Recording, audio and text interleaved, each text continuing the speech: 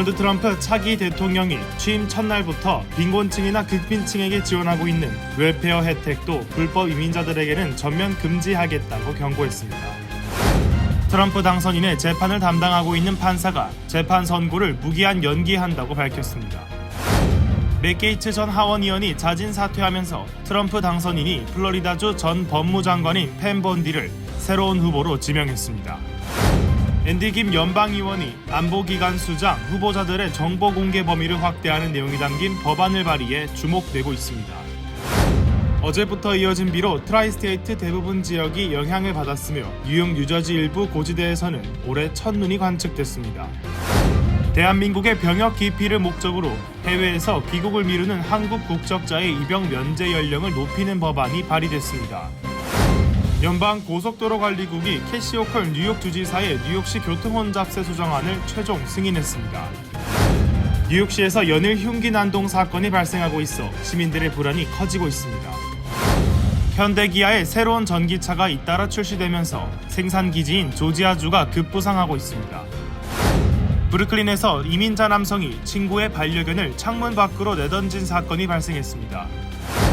울버린 패킹사의 다진 소고기 제품에서 이콜라이 오염 가능성으로 리콜 조치가 이어지고 있습니다.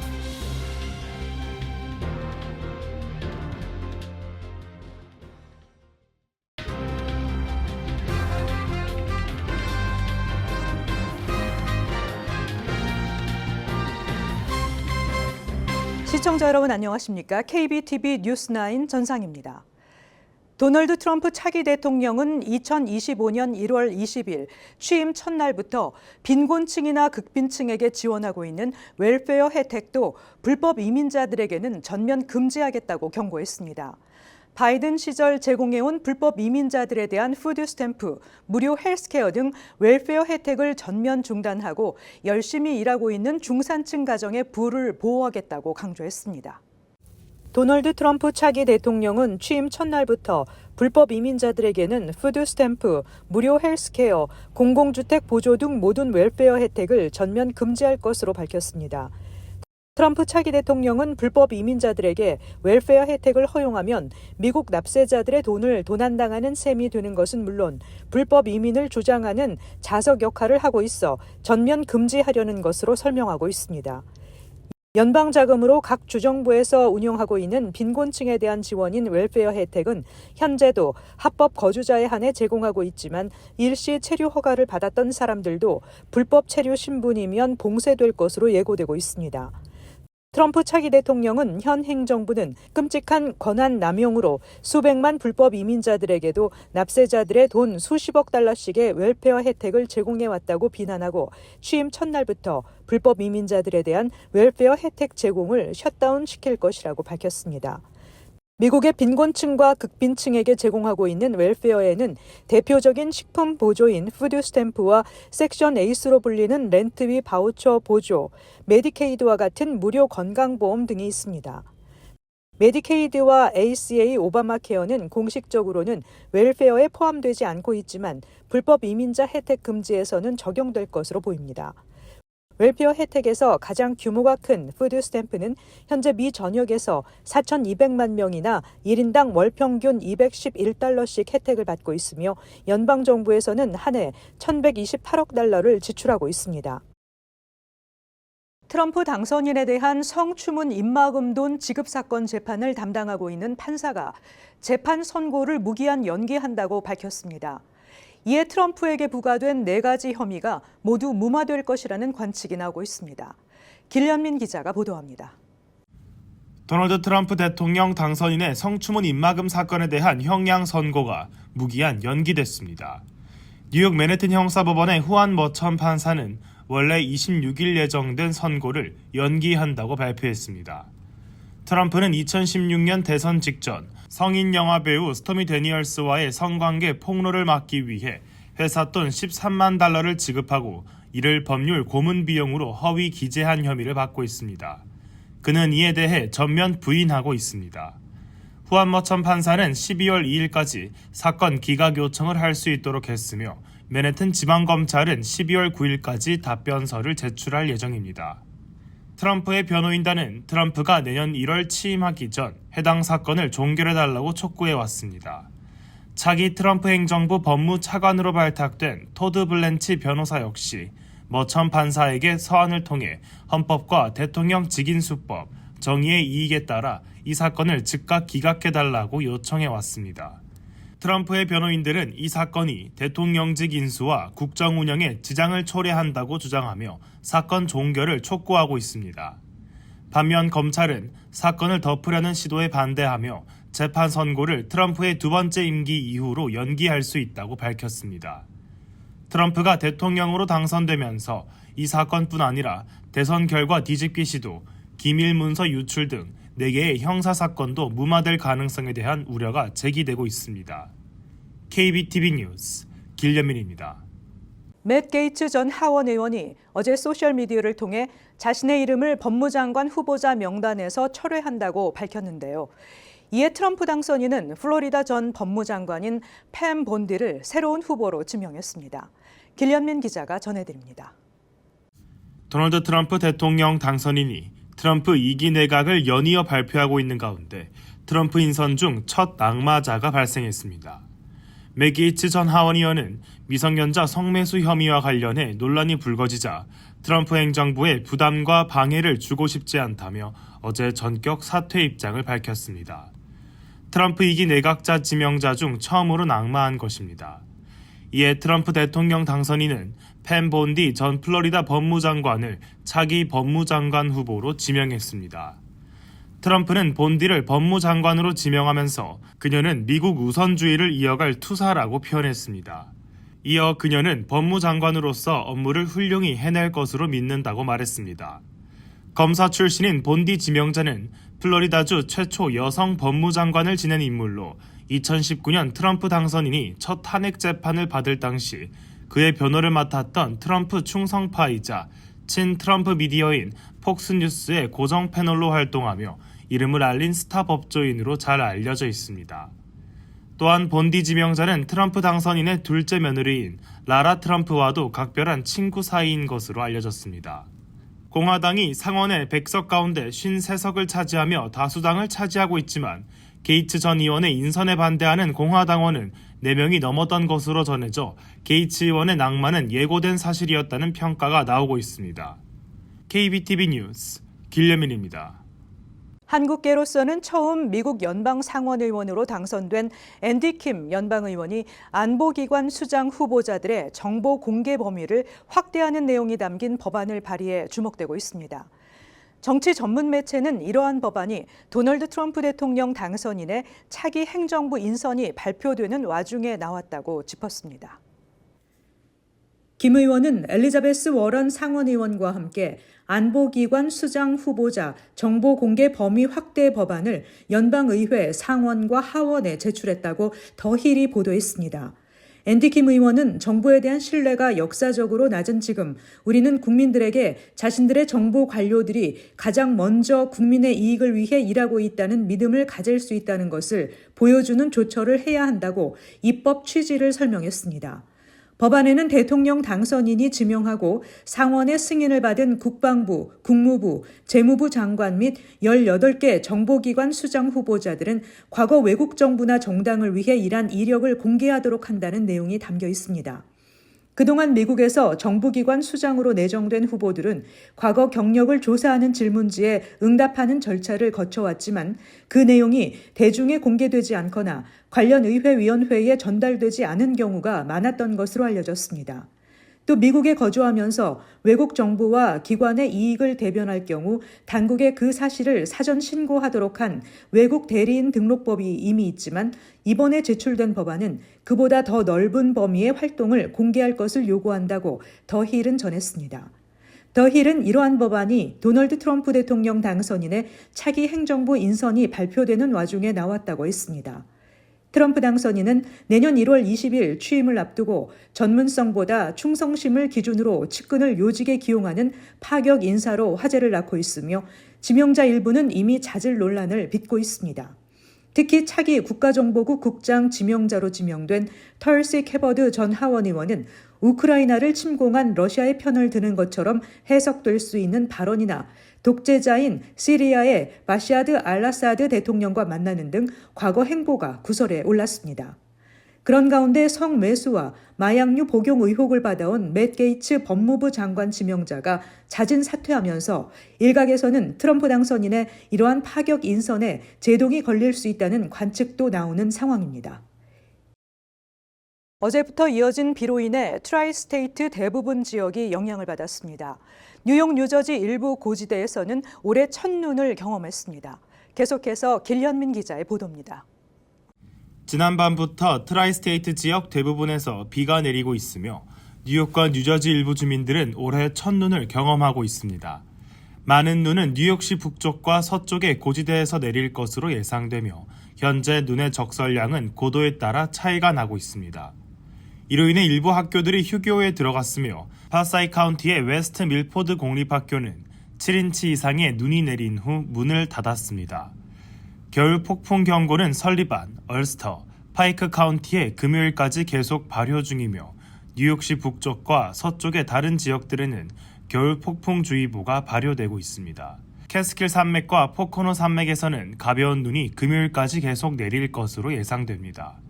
반면 뉴욕시와 인근 지역은 1에서 2인치의 비가 내렸으며 비는 오늘까지 이어질 전망입니다. 기온은 약 40도로 예상되며 토요일 아침까지 비가 지속될 가능성이 있습니다.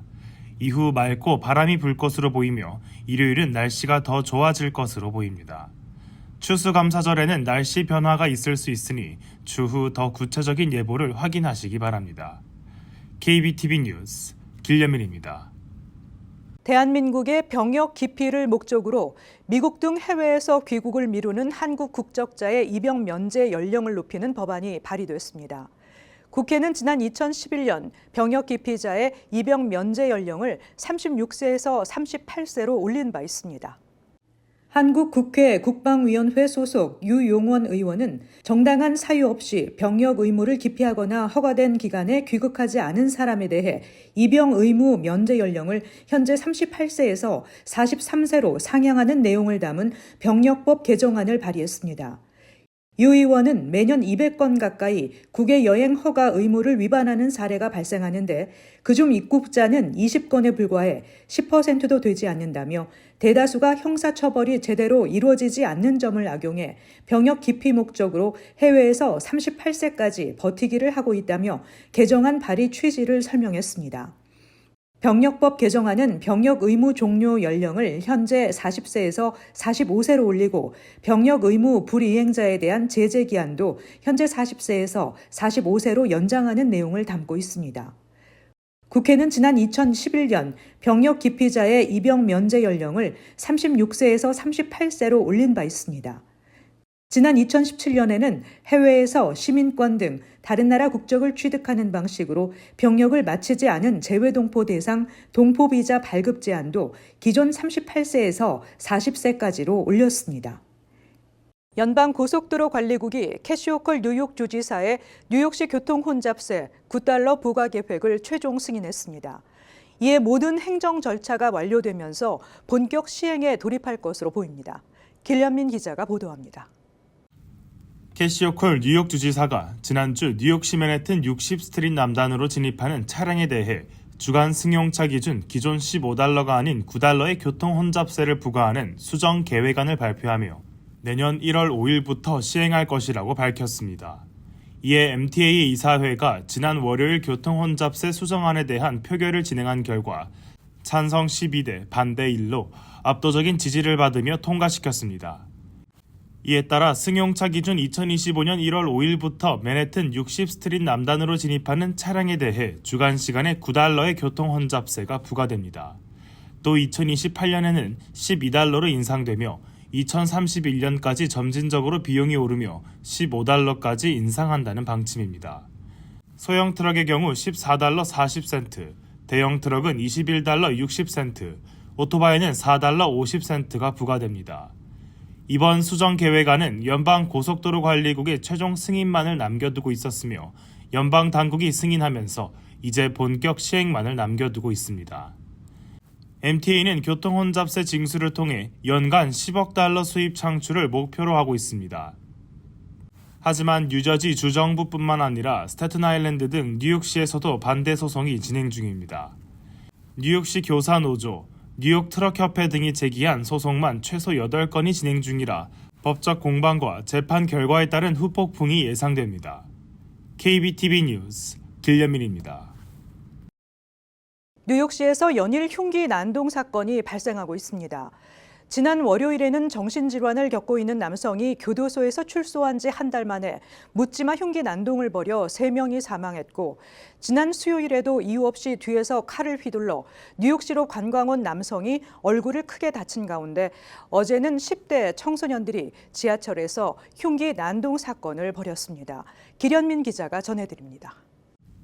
뉴욕시경은 21일 뉴욕시 지하철역에서 2명의 16세 소년이 각각 흉기에 찔리는 사건이 발생했다고 밝혔습니다. 이들은 지하철을 기다리던 중 갑작스러운 공격을 당했으며 가해자는 박스커터 칼과 주머니 칼을 사용했던 것으로 알려졌습니다. 2명의 피해 청소년은 얼굴과 팔을 칼에 베었습니다. 16세 피해자 이스라엘 바스케스는 어제 오전 9시경 학교에 가기 위해 친구와 함께 퀸즈 코로나 플라자 103스트릿 역에서 지하철을 기다리고 있었습니다. 하지만 갑자기 낯선 사람이 다가와 말다툼을 벌였고 끝내 칼을 휘둘렀습니다. 당국은 16세 피해자 이스라엘이 왼쪽 팔 2곳과 등의 1곳, 왼쪽 얼굴 등 칼에 총 4차례 찔렸다고 밝혔습니다. 가해자는 즉시 도주했으며 피해자 이스라엘은 인근에 위치한 뉴욕 프레스비테리안 퀸즈 병원으로 이송돼 치료를 받고 현재 자택에서 회복 중입니다. 해당 사건 발생 후 몇 시간 뒤 브롱스 174스트릿 역에서도 이와 유사한 사건이 발생했습니다. 이번엔 16세 소녀가 3명의 여성에게 공격을 당했습니다. 피해 소녀는 오후 2시 50분경 2번과 5번 열차의 승강장에서 열차를 기다리다가 가해자들에게 이유 없이 칼부림을 당했습니다. 3명의 가해 여성들 중 1명이 박스칼을 꺼내들고 피해자의 머리, 귀, 목과 양팔을 칼로 그었습니다. 사건 직후 가해자들은 도주했으며 피해자는 인근에 위치한 자코비 병원으로 이송되어 치료를 받았으며 현재 안정적인 상태인 것으로 전해집니다. 같은 날 타임스퀘어에서도 17세 소년이 무임승차를 시도하다 이를 저지하려던 교통경찰관을 폭행하는 사건이 발생했습니다. 청소년은 경찰의 얼굴을 주먹으로 가격한 뒤 체포되는 과정에서도 경찰의 얼굴을 발로 차 상처를 입혔으며 가해 청소년은 구금됐습니다.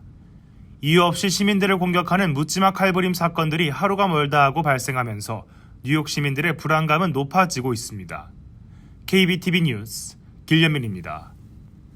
현대 기아의 전기차 생산 기지로 조지아주가 급부상하고 있습니다. 현지 생산을 통해 관세 등 비용 부담을 낮추려는 전략인데요. 현대차 그룹의 대형 전기 SUV 아이오닉 9이 조지아주 사바나 메타 플랜트에서 생산되며 기아도 웨스트포인트에 있는 공장에서 전기차 SUV EV6 차량을 생산할 것이라고 밝혔습니다. 현대차는 아이오닉 9 공개 행사에서 메타 플랜트 생산 계획을 밝혔습니다. 아이오닉 9은 아이오닉 5에 이어 메타 플랜트에서 생산되는 2번째 차종입니다. 대형차 선호도가 높은 미국의 예상 판매의 80%가 집중돼 있는 터라 현지 생산을 통해 관세 등 비용 부담을 낮추려는 전략입니다. 아이오닉 9은 현대차의 첫 대형 전기차로 7인승 1종, 6인승 3종 등 총 4종으로 구성됐으며 내년 상반기 한국 출시 예정입니다. 현대차 측은 현행 인플레이션 감축법에 따른 보조금 최대 $7,500 수혜가 가능하다고 밝혔습니다. 기아는 오토쇼에서 대형 전기 SUV인 EV9 GT와 함께 첫 전용 전기차 EV6의 개선 모델인 The New EV6 등을 선보였습니다. 신형 EV6는 기아의 새로운 패밀리 룩인 스타맵 시그니처 라이팅을 적용한 주간 주행 등을 중심으로 역동적이고 미래지향적인 디자인을 갖춘 게 특징입니다. 현대차와 기아의 전기차 판매량을 합하면 북미 시장에서 테슬라에 이어 2번째로 큰 시장 점유율을 차지하고 있습니다. 현대차 메타 플랜트와 웨스트포인트 기아의 고용 인력은 각각 8,100명과 3,200명입니다. 브루클린에서 이민자 남성이 친구의 2살 된 핏불을 알 수 없는 이유로 14층 높이 창문 밖으로 던진 사건이 발생했습니다. 길련민 기자가 전해드립니다. 지난 1일 새벽 5시경 33세 남성 알베르토 모리스가 14층 높이의 아파트 창문 밖으로 27세 남성 루이스 가브리엘 산타마리아의 반려견인 키스를 내던져 살해했습니다. 산타마리아와 모리스는 둘 다 중앙아메리카 국가 파나마 출신이라는 것을 계기로 사건 발생 불과 몇 주 전에 빠르게 친해져 알게 된 사이라고 전했습니다. 산타마리아에 따르면 모리스는 1년 전 미국으로 이주했으며 그가 점점 공격적이고 집착적으로 행동했고 이상한 문자를 보내고 갑자기 집 초인종을 몇 시간 동안 누르는 일도 있었다고 전했습니다. 사건 발생 당일 밤 두 사람은 윌리엄스버거의 할로윈 파티에 같이 참석했고 모리스가 술에 취해 굉장히 공격적으로 변했다고 전했습니다. 모리스가 일방적으로 산타마리아를 향해 몸싸움을 걸며 어느 순간 산타마리아의 집 열쇠를 훔쳐 달아났습니다. 집 열쇠가 없어진 걸 뒤늦게 눈치챈 산타마리아는 우버를 타고 급하게 집으로 향했지만 사건은 이미 발생한 후였습니다. 모리스는 이미 반려견 키스를 발코니 밖으로 내던졌고 현장에 뒤늦게 도착한 산타마리아는 보도에 처참히 죽어있는 반려견을 발견하게 된 것입니다. 산타마리아는 이 일로 가족 모두 충격에 빠졌고 어떠한 이유에서든 살인자는 감옥 밖으로 풀려나선 안 된다며 분노를 전했습니다. 모리스는 지난 월요일 브루클린 검사국에 의해 동물학대, 살해, 강도, 범죄 행동 등 혐의로 보석금 없이 기소 체포됐으며 다가올 재판을 기다리고 있다고 전했습니다. KBTV 뉴스 길려면입니다. 어제 농무부 식품안전검사국은 울버린 패킹사가 약 16만 7천 파운드의 다진 소고기 제품을 이콜라이 오염 가능성으로 리콜했다고 발표했습니다.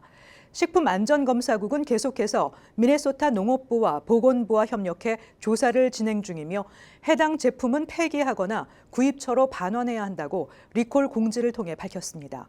최시우 기자가 전해드립니다. 울버린 패킹사의 약 16만 7천 파운드 이상의 다진 소고기가 대장균 오염 가능성으로 인해 리콜됐습니다. 리콜된 소고기는 2024년 11월 14일에 소비 기한 날짜를 가지고 있으며 냉동 제품에는 2024년 10월 22일의 생산 날짜가 표시되어 있습니다. 이 제품들은 USDA 검사 표시에 EST2574B라는 설립번호가 포함되어 있습니다.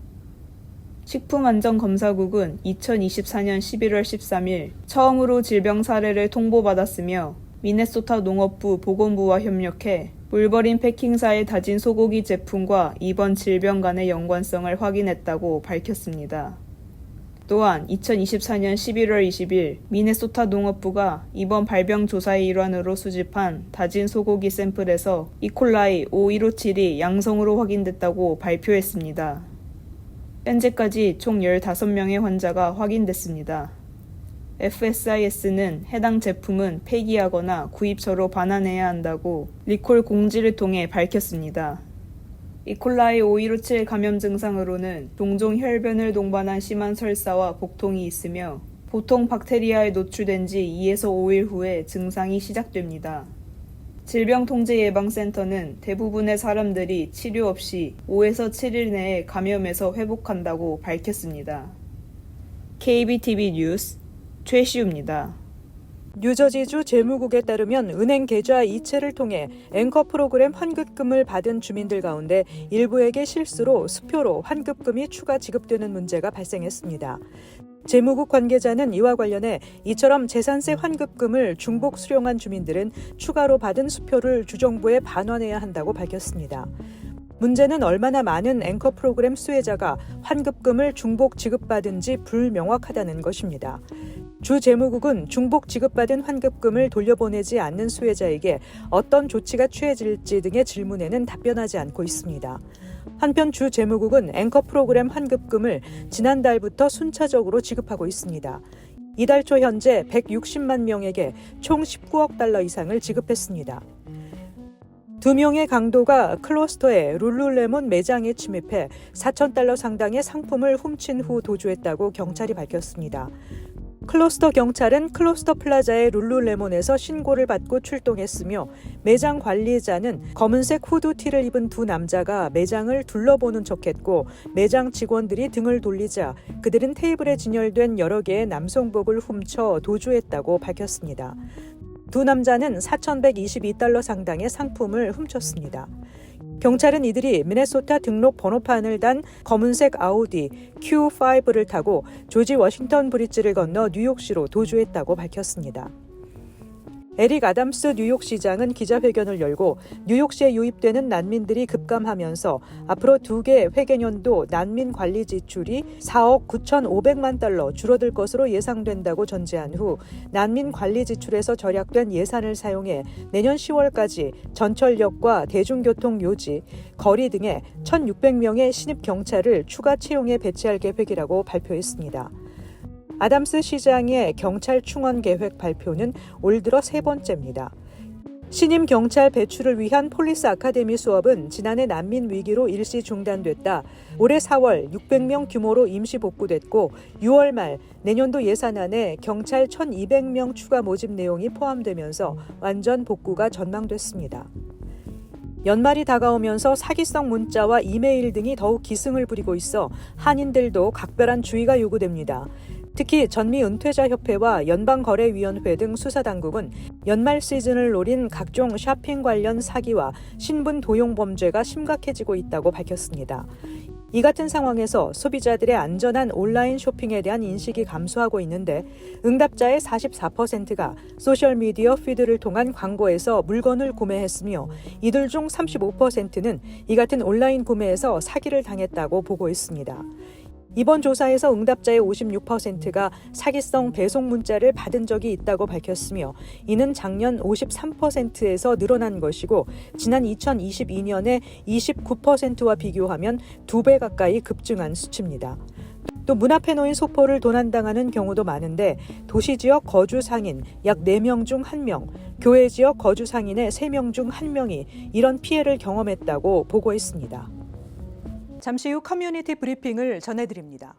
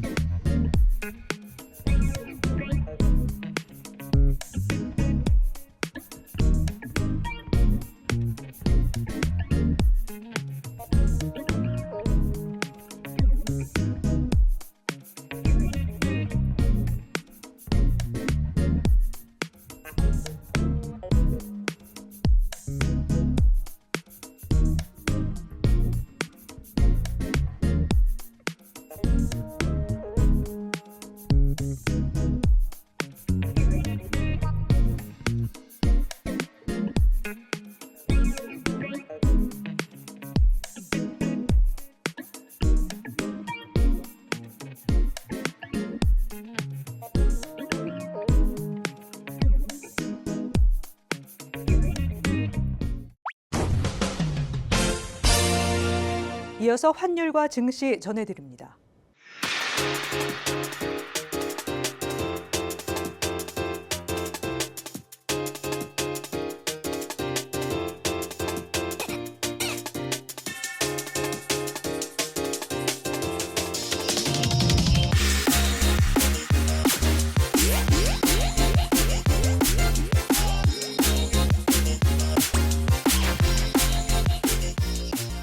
잠시 후 뉴욕과 뉴저지 날씨 전해드립니다.